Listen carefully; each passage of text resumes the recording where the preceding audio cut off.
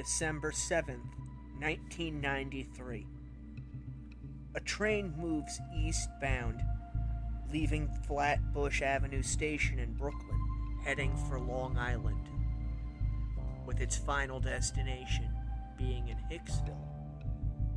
The passengers are unaware that a man sitting in the third car has dark designs for their day. As the train approaches the Maryland Avenue station, a man, later revealed to be of Jamaican origin, stands up. He proceeds to pull a Ruger P-89 handgun, after which he opens fire. Initially, many of those who were aboard the train suspected that the sounds they were hearing were either caps or fireworks. But as the minutes passed and the carnage grows, they realize that the sounds they are hearing are gunshots. The man, Colin Ferguson, walks calmly down the train car, shooting people to either side of him, while reportedly saying over and over again, "I'm going to get you. I'm going to get you." As the bodies began to fall on the train, people in the third car, realizing now what was happening, began to panic. They started to stampede the car while the shooter continued firing, calmly and methodically aiming at each individual target, looking them square in the eyes before pulling the trigger. When all was said and done, after 3 harrowing minutes, 6 people would lie dead, with another 19 injured. And in the aftermath, many would be left to question why this unknown man, Colin Ferguson, had decided to open fire on a commuter train on the Long Island Railroad. You are listening to the Deathcast, and this is the story of Colin Ferguson, the Long Island Railroad shooter. Hello and welcome to the Deathcast. I am your host, best-selling author Ian Todd, and I'd like to thank you for joining me for episode 51, the Long Island Shooter. As you heard in the introduction, we're going to be looking today at the case of Colin Ferguson, which took place on December 7th, 1993 in Long Island. Before we get into the case, however, we have a couple show notes and plugs. If you would like to follow me on social media, that would be Facebook, MeWe, YouTube, and Instagram. Just look for Ian Totten, author. If you would like to follow this show specifically on Facebook, look for the Deathcast under pages and click like, and you'll be part of the community. If you would like to follow me on Twitter, just search for Corpse Creek Publishing at Corpse Creek. If you would like to keep up to date on everything going on in my world, from my writing to the podcast, go to corpsecreekpublishing.com and sign up for the mailing list. And while you're there, please consider clicking on the donate button and buying me a cup of coffee or a pack of smokes. I'd like to thank Mr. M from an unknown island in the South Pacific for his donation this week. He went to corpsecreekpublishing.com and clicked on the donate button. It is much appreciated. If you're interested in purchasing any of my books, you can find them either through the website or at Amazon.com. There's currently 5 novels out. The Blood Gods trilogy, The House of Silver Doors, and The Throwaway of Girls of Olympia. And on the 30th of this month, my 6th novel, Maggie, will be released. So keep your eyes peeled for that. You can also purchase an autographed copy of Maggie through the website by clicking on that donate button. and donating either $20 for the paperback copy or $30 for the hardcover copy. Just please remember to leave your address and specify which book it is that you are trying to get a copy of, and any inscription you would like inside the cover. Lastly, just an update, I've got some major things going on in my real world life, so this may be the last episode of the Deathcast for a couple of weeks. Don't worry, I will be back.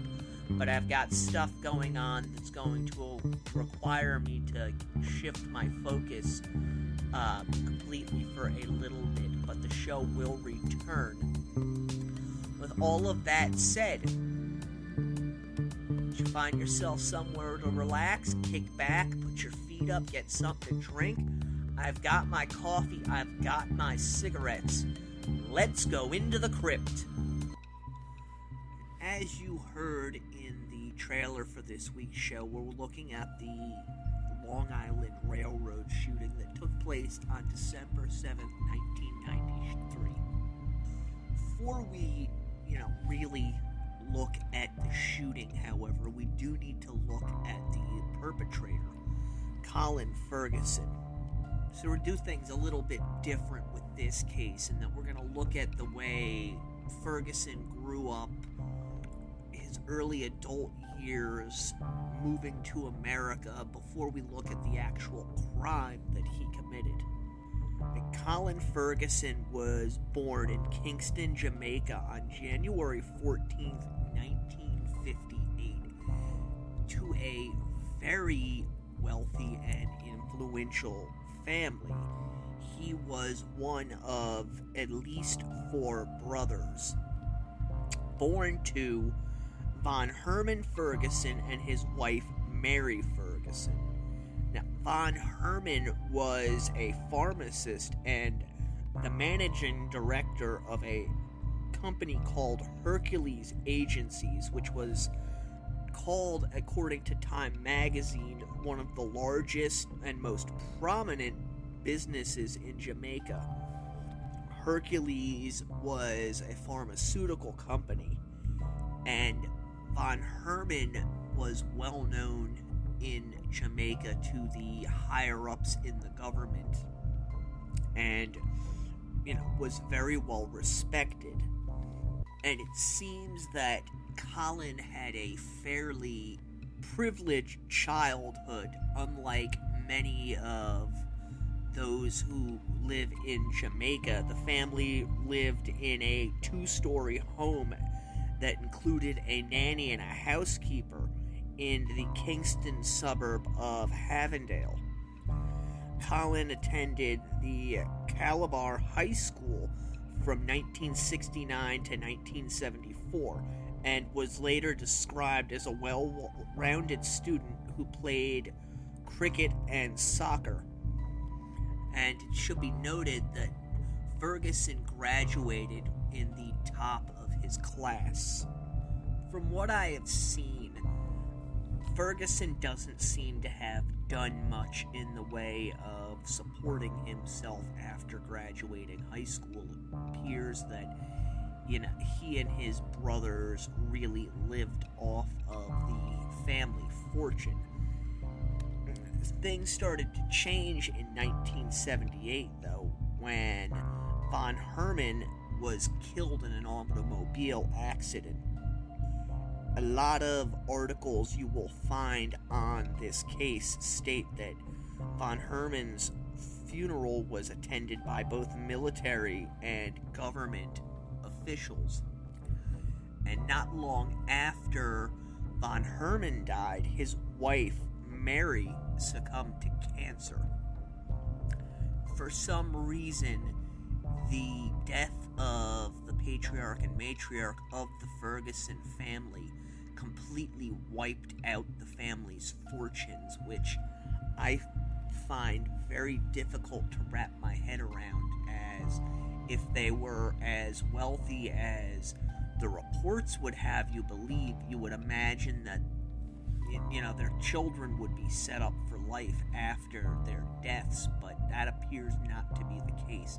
Makes me wonder if, the government may not have seized some of the family's finances, or maybe the children mismanaged them to the point that, they were driven into destitution. It was noted by friends and other family members, though, that the deaths of both of his parents had a very disturbing effect on Colin. So much so that in 1982, Ferguson left Jamaica, coming to the United States on a visitor's visa. Supposedly, Ferguson complained to friends back home that he had a difficult time upon coming to America because he felt that there was racism everywhere, and that because of his race he was unable to find anything outside of menial jobs. I have to wonder, though, if the reason he was unable to find anything outside of menial jobs is because of the fact that he only had a high school education, and it doesn't appear that he did much in the way of working after graduating high school, which would certainly go towards showing his lack of abilities, in higher paying jobs. As for the racism charge, we see it in the news every day.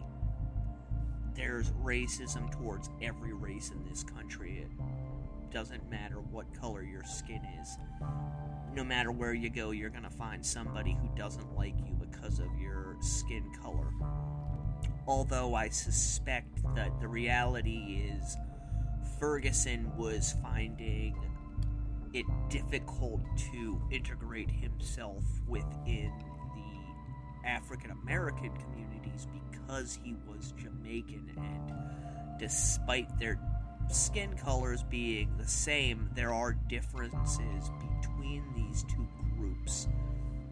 And I say that not to come across as, uncaring, but I have seen it myself where somebody from another country comes over here and has a difficult time integrating into what should technically be their racial community because of differences in themselves, not in the community they're trying to integrate into.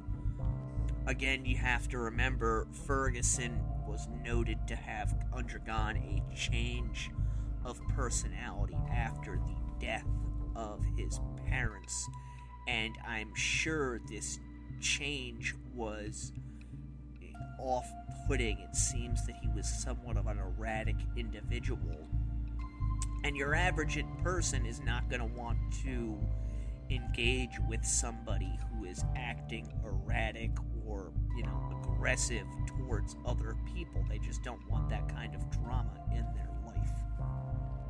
Ferguson was, however, able to find a Jamaican woman by the name of Audrey Warren, who was an American citizen of Jamaican descent, and Ferguson and Warren married on May 13th, 1986, which allowed Ferguson to become a permanent resident of the United States. The couple ended up moving into a house on Long Island, and neighbors recalled that the two of them often fought, usually violently, and that the police were called to the residence on more than one occasion. Apparently, the marriage was so tumultuous that on May 18, 1988, Audrey was able to obtain an uncontested divorce from Ferguson, claiming that the marriage ended, quote-unquote, because they shared different social views, with friends and family later stating that Warren told them Ferguson was much too aggressive and antagonistic. Friends of Ferguson later went on to state that the divorce further contributed to Ferguson's mental anguish, and that it was a crushing blow to him personally. And that following this divorce, they saw further changes in his personality. And there is evidence of Ferguson's deteriorating mental state, as you will see in a moment. Colin ended up getting a job for the Ademco security group in Syosset, New York, which is on the North Shore of Long Island, and he was doing clerical work. And while I don't know how well the job paid, I can't imagine that it was too far beneath him. It's not like he was flipping burgers or anything. He was working in an office. On August 18th of 1989, Colin was standing on a stool attempting to reach a box of invoices on top of a filing cabinet when he slipped and fell, injuring his head, neck, and back. This incident led to Ferguson being released from his job, and he eventually filed a complaint with the New York State Workers' Compensation Board, which began looking into his claim. I have to wonder, just based on what I know about Ferguson, if this incident wasn't the last straw. Because Ferguson was known to be aggressive with his co-workers and would routinely make claims about white co-workers saying racial epithets to him, as well as claiming that black co-workers were quote-unquote Uncle Toms. This type of behavior doesn't seem to have been present in Ferguson, at least not as pronounced prior to his coming to the United States, and I have to wonder if the death of his parents and then the failure of his marriage did not contribute to these thoughts that he was having and cause him to become unhinged. Ferguson ended up enrolling at the Nassau Community College in East Garden City, Long Island, where it's noted that he was on the dean's list at least 3 times. However, he was also forced to leave a class after he became aggressive with a teacher. This led to a disciplinary hearing board, which found him guilty.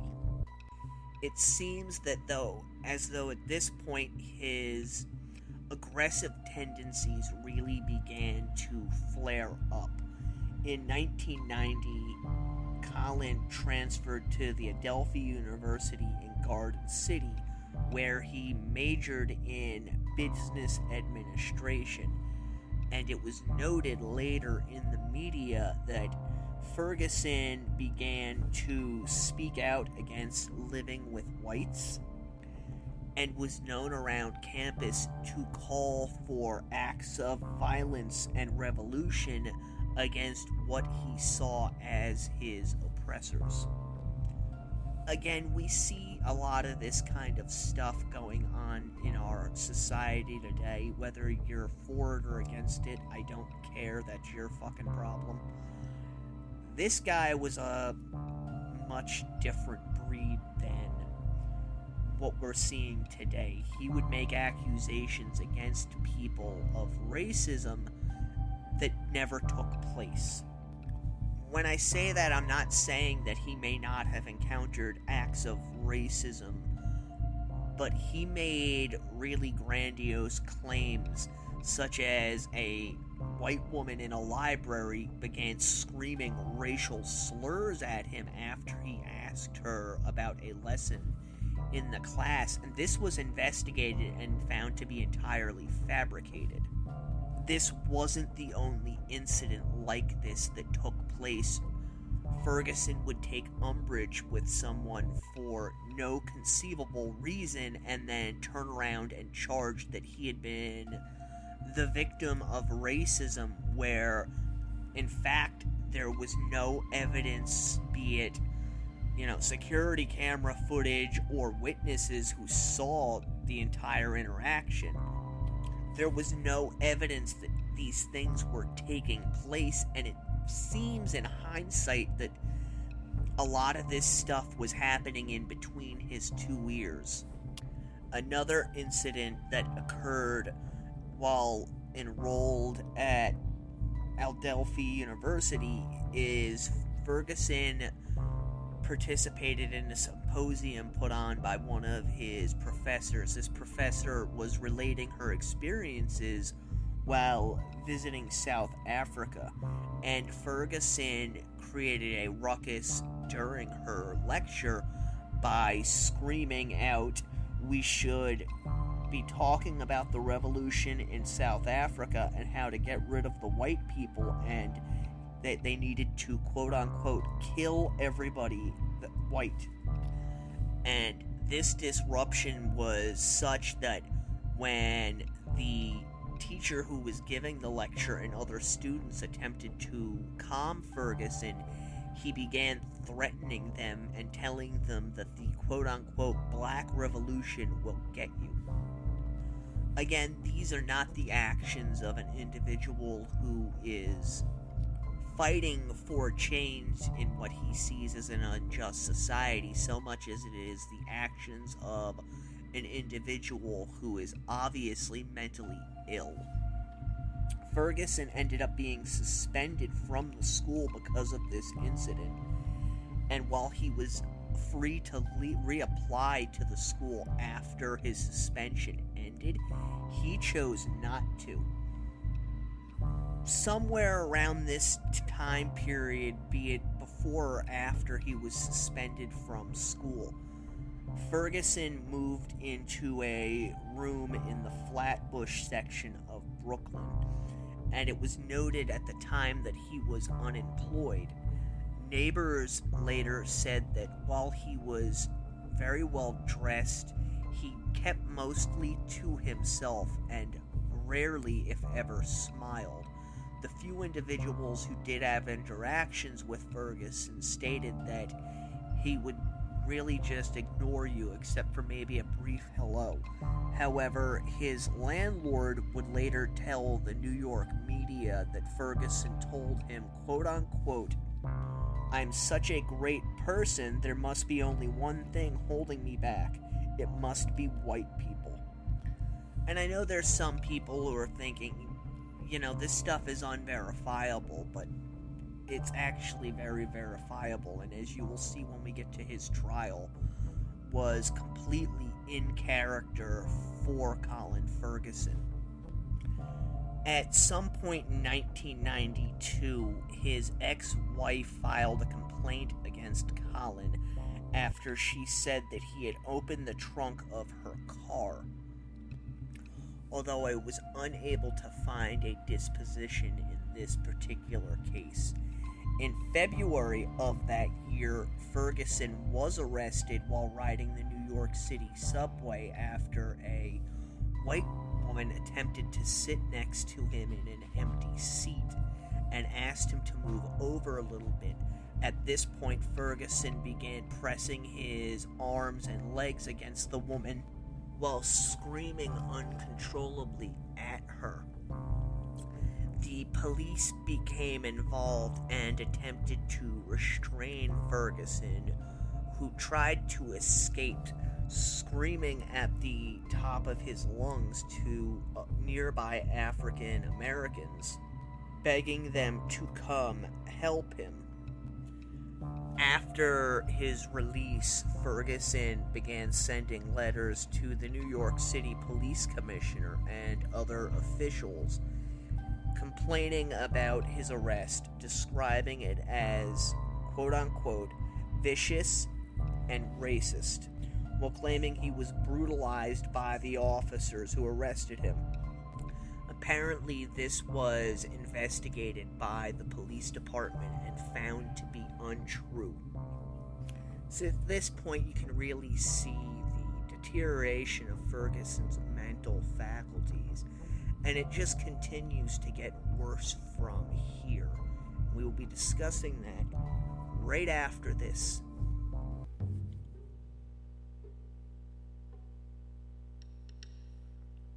From Ian Totten, best-selling author of The House of Silver Doors, the Blood Gods trilogy, and The Throwaway Girls of Olympia, comes Maggie, a book which New York Times best-selling author Keith Elliott Greenberg has called a classic detective story, well-crafted, and a supernatural vortex. Maggie. The name was burned into Lieutenant Carl Jablonski's mind like a brand, and had been since the night of the fire. He doubted he would ever forget that night, or how she had danced in the flames of her burning home. Maggie.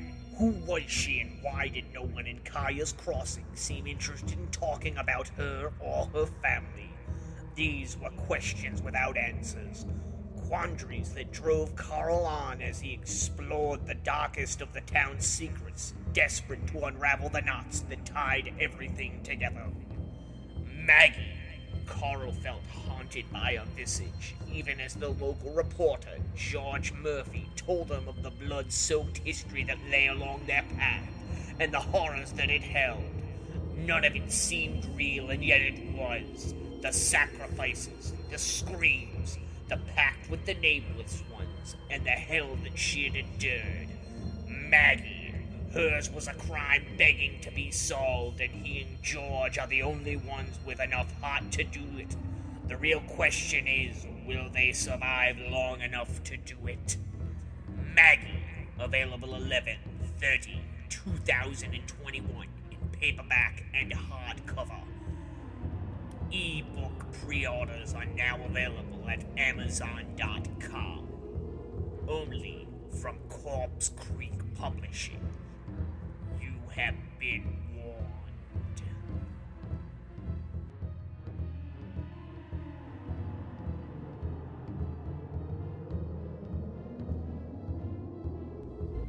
We are back. I just went and refilled my coffee. After the incident on the train which saw Colin Ferguson arrested, he ended up being awarded $26,250 for his workers' compensation claim, which, if you'll remember, he took out against Ademco Security Group. However, this was not enough for Colin Ferguson. In April of the following year, he ended up insisting that he was still suffering from pain and mental issues from his fall, and demanding that his case be reopened as he wanted more money. Ferguson ended up contacting a law firm, seeing if they would take his case, and according to one of the lawyers who met with him for a consultation, although he was well dressed, she felt very uneasy being around Colin Ferguson, and in fact asked another woman to sit in with them. This after Ferguson gave a false name to them before providing his real name. And it's really at this point that his mania starts spiraling. The law firm decided not to take Ferguson's case, and as a consequence of this, he began making threatening phone calls to the law firm, at one point referencing various massacres that had taken place throughout the United States in the years prior. And this affected the people working at the law firm to the point that they began locking the doors to their individual offices as well as to the front door out of fear that he might come in and do something. Ferguson's mania further escalated when he got the Workers' Compensation Board to open up his claim again. However, after looking at it, they decided that he had no basis to seek more damages, and because of this, Ferguson began to harass people working on the board, so much so that the board actually placed his name on a list which was given to security guards who worked in the various buildings that the Workers' Compensation Bureau was located in, as they felt that he might do something. This next part I found on Murderpedia. Apparently, Ferguson moved to California at some point in 1993, and he did this under the guise of trying to find better paying jobs. And according to the author on this Murderpedia page, one such prospective employer actually laughed in Ferguson's face. And the way I'm stating this is in this manner is because I can't find any other really corroborating evidence to prove that this particular incident actually happened. And given Ferguson's propensity to make up situations which never actually happened, I'm more inclined to believe that the car wash owner didn't like the look of or the vibe he got off of him and just declined to hire him, which prompted Ferguson to turn around and say that the car wash owner was racist and had laughed at him when he attempted to seek employment from him.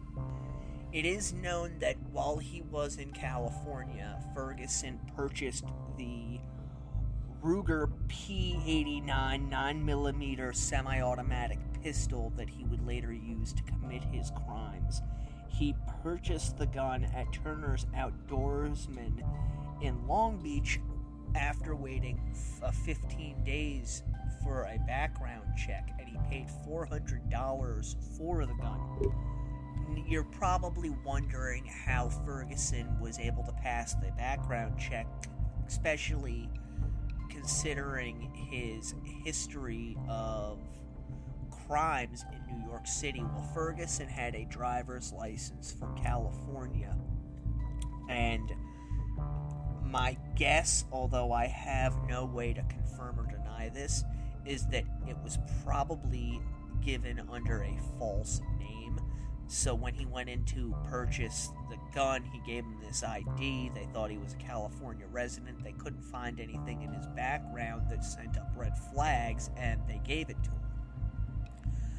Ferguson supposedly was robbed by two African American men while he was in California, and this led to him carrying the pistol around with him, hidden in a paper bag. Not long after this, Ferguson ended up moving back to New York City after telling friends that he did not like competing with the quote-unquote immigrants and Hispanics, and that he felt threatened by them on the West Coast.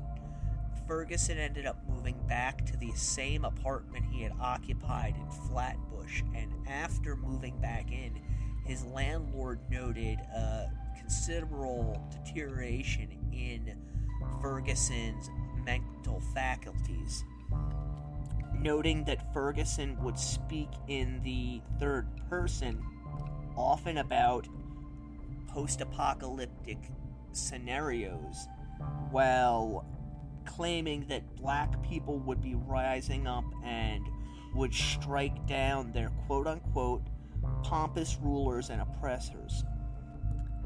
His deterioration became such that Ferguson began taking upwards of at least 5 showers a day, and his neighbors complained to the landlord that they could hear him chanting during the night, quote, "all the black people killing all the white people." And this led his landlord to give Ferguson his notice that he had to move out by the end of the month.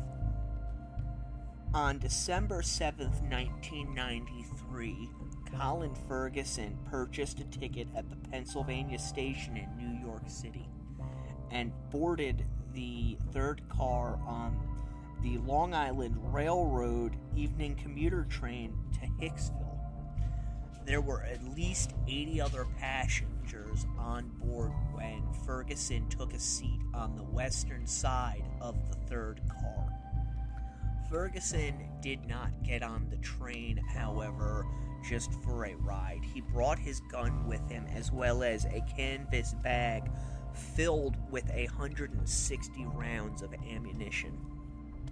While the train approached the Maryland Avenue station, he pulled the gun out and spilled some of the ammo on the ground, at which point he began meticulously shooting at passengers on the train. As I stated in the show opener, the passengers on board didn't know what was going on at first. As Ferguson slowly walked down the train heading to the next car and shot people on the left and right of him in a slow, meticulous manner, pausing to look each passenger in the eye before he shot them. Eventually, someone on board this train screamed, "He's got a gun. He's shooting people," at which point the passengers in the third car began to panic. It's been noted in numerous articles on this case that Ferguson pulled the trigger once every half second, which means he was really, spraying the car over the course of the 3 minutes during which the shooting took place. He wound up reloading his gun twice during this shooting. Passengers began trying to hide underneath their seats and escape from the car as he continued with his onslaught. Survivors later stated that as he opened fire, Ferguson stated over and over again, "I'm going to get you. I'm going to get you. I'm going to get you." For anyone who's never encountered an individual with this type of mental instability, it's really unnerving, and you see it quite often in cities where you'll encounter, a homeless person who has obvious mental issues and they mumble to themselves constantly. Oftentimes it's the same phrase or statement over and over again. After the train pulled into the station, or rather while it was pulling in, passengers from the third car forced their way into another car. And apparently one of the other passengers became annoyed at this because he didn't realize that was going on and said something along the lines of "be patient." However, the passengers who had been in the third car were hearing none of it, and they actually forced open one of the doors to the train so that they could flee. While they're fleeing, Ferguson is in the midst of shooting and reloading his gun, and while he was reloading the third clip into his gun, passengers on the train had decided that now was their time to strike, and one individual screamed out, "Let's get him," at which point they mobbed Ferguson and knocked him to the ground, held him down. It's interesting. When the engineer became aware of the shooting, he decided not to open the doors and in fact instructed all the conductors on board to keep the doors closed. Later, he stated this was because not all of the train's cars were in the station. However, one of the conductors in the third car decided to hell with this and climbed out of a window, forcing one of the doors on the third car open so that the passengers inside of it could escape the madman in their midst. Supposedly, while Ferguson was being detained, he began to scream out, "Oh God, what did I do? What did I do to deserve whatever it is that I get?" I have to wonder, I can't find anything to verify this or not, but I have a feeling that the passengers who restrained Ferguson probably beat the shit out of him a little bit. That might just be wishful thinking, but you do see that kind of stuff in cases like this where the perpetrator is subdued by civilians. A perfect example is the Night Stalker Richard Ramirez, when he was stopped by the citizens in Los Angeles. They didn't just stop him, they beat him almost to death, and I have to think that Ferguson got a fairly similar treatment. A guy by the name of Andrew Roderick, who was an off-duty Long Island Railroad police officer, ended up coming into the car and placing Ferguson into handcuffs. When it was over, 19 people had been injured and 6 had been murdered.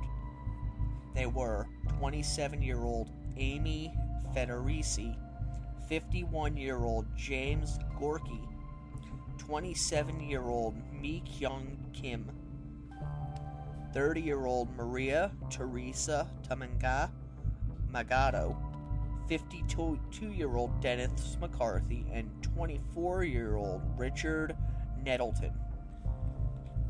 After being placed in the back of a police car, a number of the survivors became hysterical as they noted that Ferguson was sitting calmly and deadpanned in the back of the cruiser.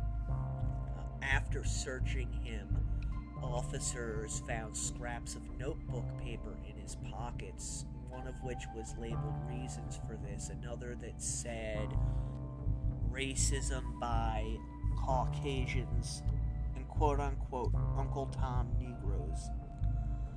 Another piece of paper stated the false allegations against me by the filthy Caucasian and racist female on the number 1 line, while other pieces of paper expressed anger towards the Workers' Compensation Board, the government of New York City, Asians, and quote-unquote so-called civil rights leaders such as the Reverend Herbert Daughtry C., Vernon Mason, and Calvin Butts.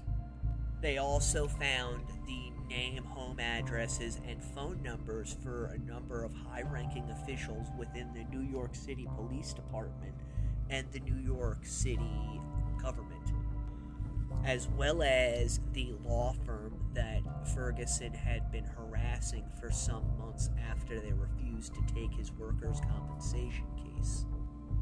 The NYPD was pretty quick to point out to the news media that the shooting was the work of someone who was obviously hate-filled and deranged.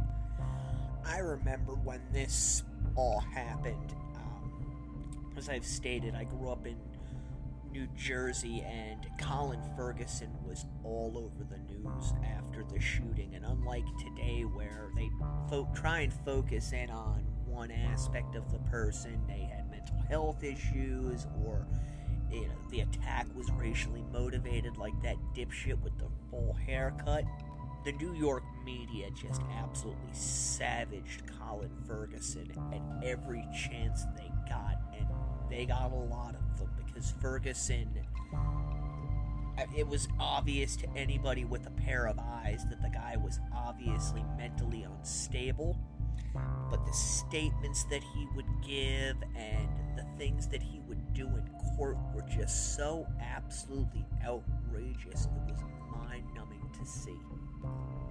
And this case had far-reaching consequences. Clinton actually became involved when he was president after the shooting took place, calling it a terrible human tragedy.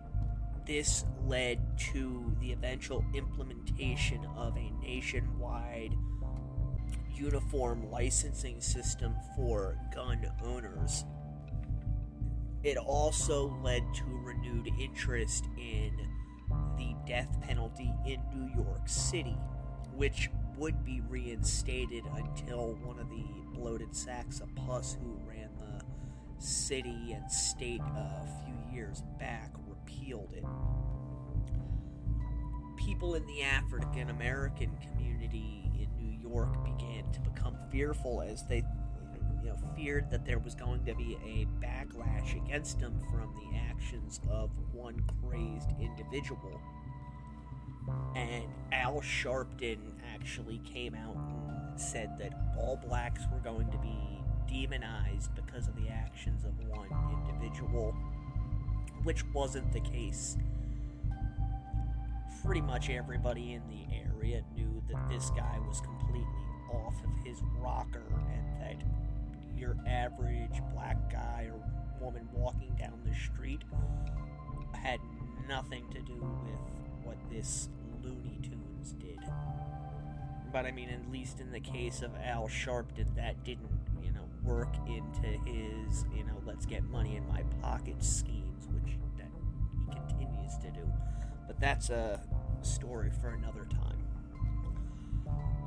Ferguson's attorneys requested that he have a psychological evaluation because, again, it was obvious that this guy was not mentally competent in any way, shape, or form, despite the fact that he had, according to the New York City Police Department, been planning the shooting for a number of weeks prior to the event.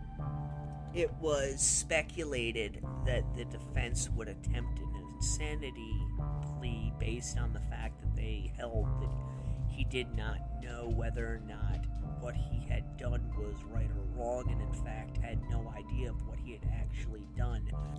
This was rejected by prosecutors who contended that Ferguson had stated after the crime, "Oh my God, what have I done?" Ferguson was held at the Nassau County Jail and had placed on a suicide watch, and they do that quite a bit on high-profile cases, such as, Jeffrey Epstein and a number of others, because they fear that the perpetrator of the, notorious crime is going to attempt to take the easy way out rather than face judgment for their actions. On January 19th, a grand jury handed out a 93-count indictment against Ferguson, which basically meant he would never see the light of day if convicted. Almost immediately after being placed in the Nassau County Jail, Ferguson began claiming unsubstantiatedly, I should add, that the prison guards and staff were harassing and assaulting him. And while those particular charges were never proven, on March 23rd of 1993, as Ferguson was returning to his cell, he was assaulted by a group of inmates. Ferguson ended up suffering a broken nose as well as a black eye. Apparently, prison officials had been warned by Ferguson's attorneys that an attack was imminent on their client. And 5 inmates ended up being charged with second-degree assault for being involved in the attack. And this kind of stuff continued while Ferguson awaited trial and was eventually placed on trial. Ferguson's lawyers ended up putting in a defense that he had been suffering temporary insanity due to what they called black rage, which they said stemmed from the horrific amount of racial prejudice that Ferguson had received while living in the United States. While all of this was going on, Ferguson, for his part, began to claim that he was not involved in the attack, and that it was in fact another black male who shared the exact same physical characteristics as well as the same address as him, who had been responsible for the shooting. According to Ferguson's lawyers, he began to express to them that he was receiving messages from God. These same lawyers said that Ferguson told them there was a conspiracy against him orchestrated by those who hated God. On August 12th, Ferguson's lawyers asked the judge to look at Ferguson's competency once again, claiming that he was growing more delusional, further stating that he was becoming so unhinged it was nearly impossible for them to mount a successful defense. On August 20th, Ferguson went before the judge and refuted his lawyer's claims that he was mentally unfit. Ferguson was noted to go on long rambling diatribes, at one point claiming that an officer who had transferred him from the Nassau County Jail had told him, quote unquote, "You do realize someone else committed the shootings."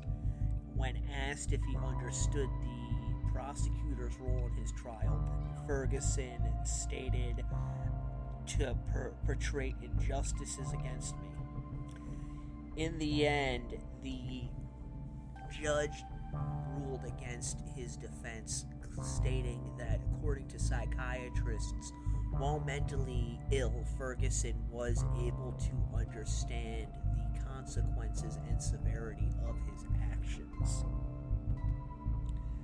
In September, Ferguson's lawyers stated that they would mount an insanity defense despite their client's objections, and Ferguson began to express the idea that he should in fact represent himself.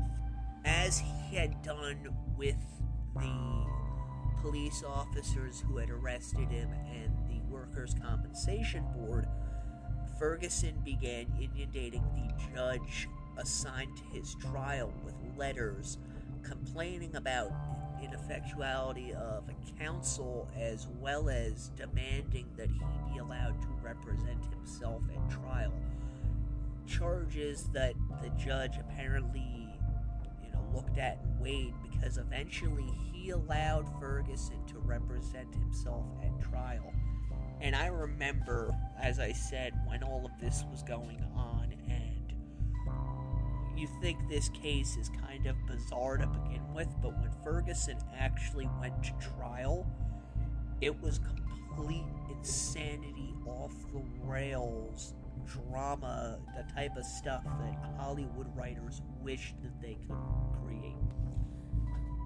At trial, Ferguson claimed that the 93-count indictment that was brought against him had nothing to do with what he had actually done, but instead had everything to do with the year that it had taken place in, as it was 1993. Basically, he went on and rambling diatribes in his opening arguments that the reality was, if it had taken place in 1971, he would have been charged with 71 counts. If it had been taken place in 1925, he would have been charged with 25 counts, etc., etc.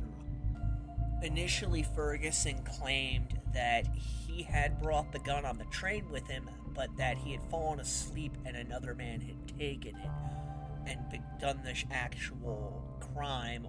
Later in the trial, he would turn around and state that a white man had actually committed the crime and that Ferguson had been blamed for it. He stated that a man named Mr. Sue had informed him of a conspiracy against him and claimed to have had a witness who was going to testify that the government had implanted a computer chip in Ferguson's brain, although Ferguson decided not to call this man. It was noted by the media that when Ferguson would question witnesses, he would often refer him to himself in the third person, asking questions such as, "Did you see Colin Ferguson shoot you?" Or "Did you see Colin Ferguson shoot individual X?" To which the witness would reply with some manner of, "I saw you shoot person X." But he did a lot of other weird things, such as attempting to call both President Clinton and the head of the FBI and CIA to testify at the trial. Another statement he gave later to the media was that the Jewish Defense League had put a hit out on him should he be convicted, and that the murder of Jeffrey Dahmer in prison was a prelude to his own demise behind bars. Obviously, Ferguson's defense was ineffectual, and he was convicted on February 17th, 1995, for the murder of 6 passengers and the attempted murder of the 19 who were wounded. Ferguson ended up receiving 315 years and 8 months to life, with his earliest possible parole date being August 6, 2309. There was a lot of fallout from Ferguson, with lawsuits brought against the manufacturers of the gun, which, in my opinion, rightfully failed. And as discussed in last week's episode, in 1994, Ferguson and Joel Rifkin ended up getting into a fistfight concerning a payphone. According to a New York Daily News article, the fight escalated after Ferguson told Rifkin, "I wiped out 6 devils, and you only killed women," to which Rifkin replied, "Yeah, but I had more victims." So if you want to find out more about this case, the majority of my notes came from the Murderpedia entry on Colin Ferguson. Again, I've stated it in other episodes. That's really the go-to if you want to get through all of the, hype and bullshit and get to the nuts and bolts of a case. If it's on there, their entries on the cases are usually pretty good. I also, looked into the New York Times archived articles on it, as well as the New York Daily Post. My own opinion on Ferguson is that it's obvious that he is suffering from severe mental illness, and while I don't feel he should ever be released from prison, I also don't think he should be in a regular prison. I personally believe that he needs to be in a mental hospital somewhere where they can treat his symptoms to the best of their ability and try to return him to some semblance of normalcy, and then maybe they can try him and find out, really why he did this shooting, or just keep him locked up in that facility for his own safety as well as the safety of others. That is going to do it for the Deathcast this week. Again, I would like to thank you for joining me. If you enjoyed this show, please like and or subscribe on your favorite podcast platform. Leave a 5-star review. They really do help out with this show. They help raise it up so that others can find it. Share it on social media. Tell your friends. Tell somebody. If you're interested in any of my 5 current novels, that's the Blood Gods trilogy, The House of Silver Doors, or The Throwaway Girls of Olympia, you can find them on Amazon.com. If you would like to say just a thanks for doing this show, again, go to CorpseCreekPublishing.com, click on the donate button, buy me a cup of coffee, sign up for the mailing list. I will not inundate you with spam or any other unwanted contact. The Deathcast is a production of Corpse Creek Publishing. Until next time, stay morbid.